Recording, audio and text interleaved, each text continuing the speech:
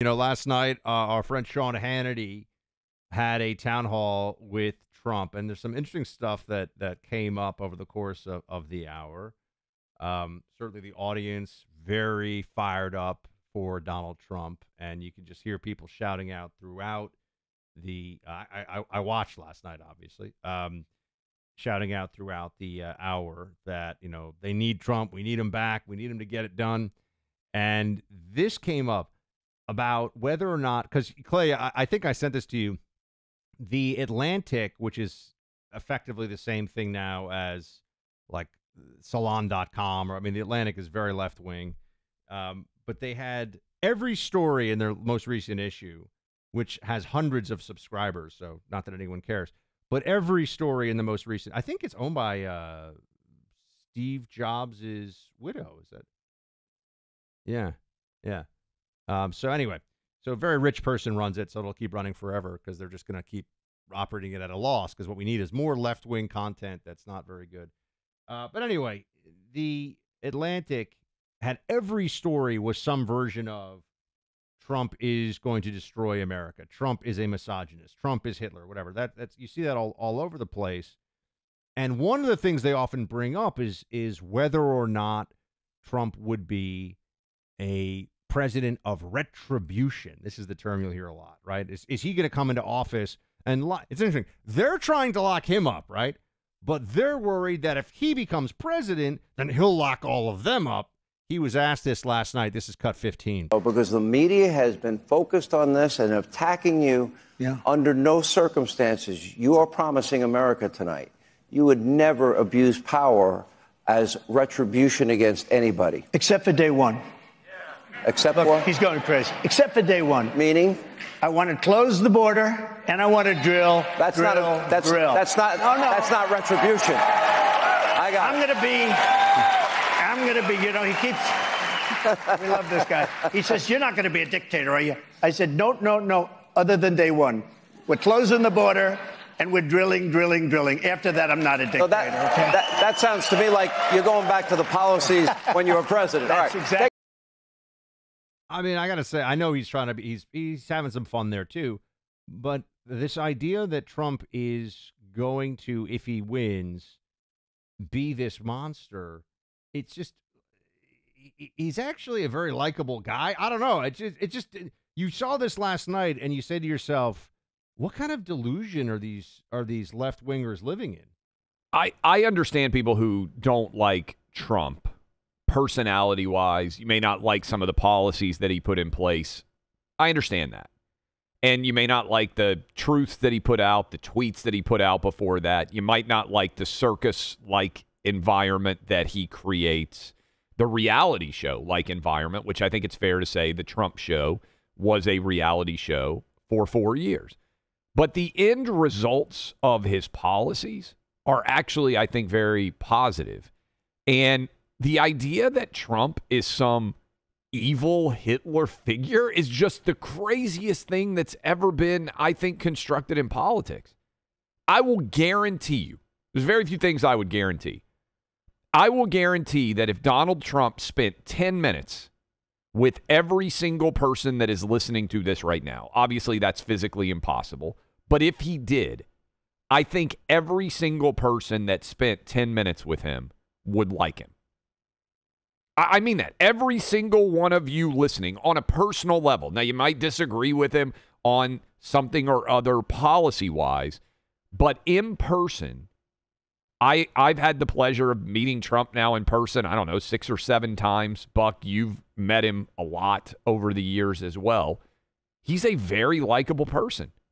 The first time I took my wife to Mar-a-Lago, first time she met Trump, I said, forget everything that you've seen or heard about Trump.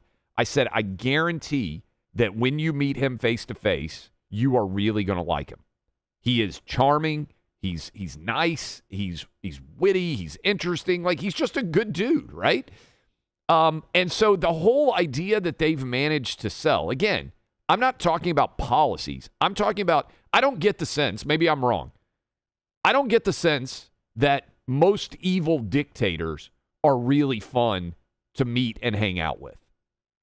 Maybe I'm wrong. I, to be fair, have never met an evil dictator. Maybe evil dictators are autocrats. Maybe they're incredibly likable in general. I don't think that's usually the case. I don't think most people, because the power trappings of power go so far to, sort of rot a lot of the core, I think, humanity of a lot of people when they become dictators.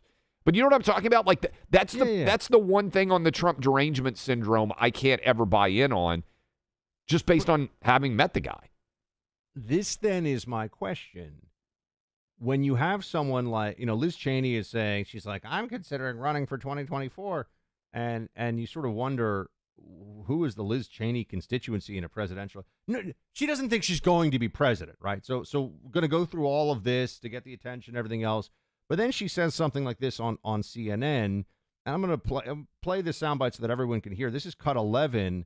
Here, let's start with that. Play cut 11. You said if voters return to the White House, there may not be any more elections to vote in. I mean, the pushback is that that's alarmist. It's hyperbolic. There are institutional guardrails that would prevent that.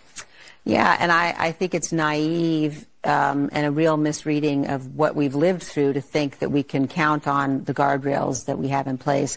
Donald Trump tried to seize power in 2020.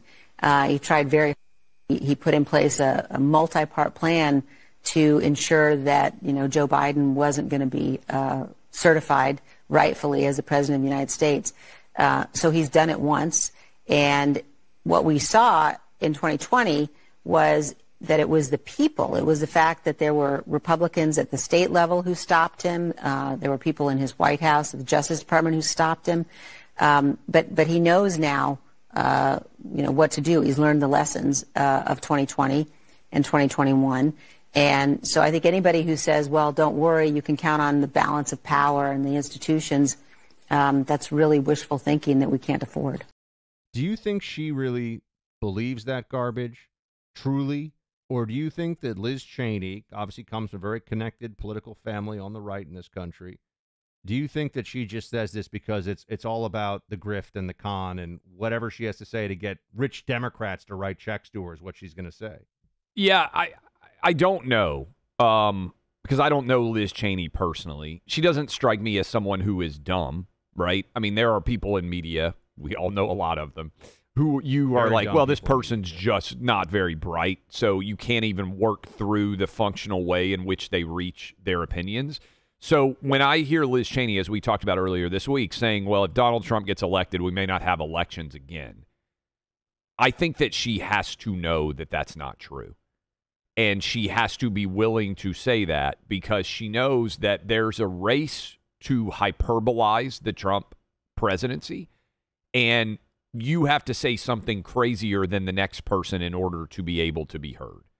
And we saw this. Now, we talked about it a little bit, that there's virtually no one who ended up in worse position by being anti-Trump. In other words, Schiff is running for Senate. He lied about everything relating to Russia collusion. So many people out there who are the most deranged by Trump are actually rewarded for that derangement. And so I think it incentivizes them to be crazier. And in the same way that the Manhattan Project, you bring all the most brilliant minds together, you create this brand new scientific colossus, the atomic bomb. I think the Trump derangement syndrome is the opposite of that, right? You bring all these people together who are convinced that Trump is the worst threat to American democracy ever, and then they have to take it to ridiculous levels of hyperbole in order to stand out among the anti-Trump contingent, which is how you end up with Michael Beschloss, who I think is a smart guy.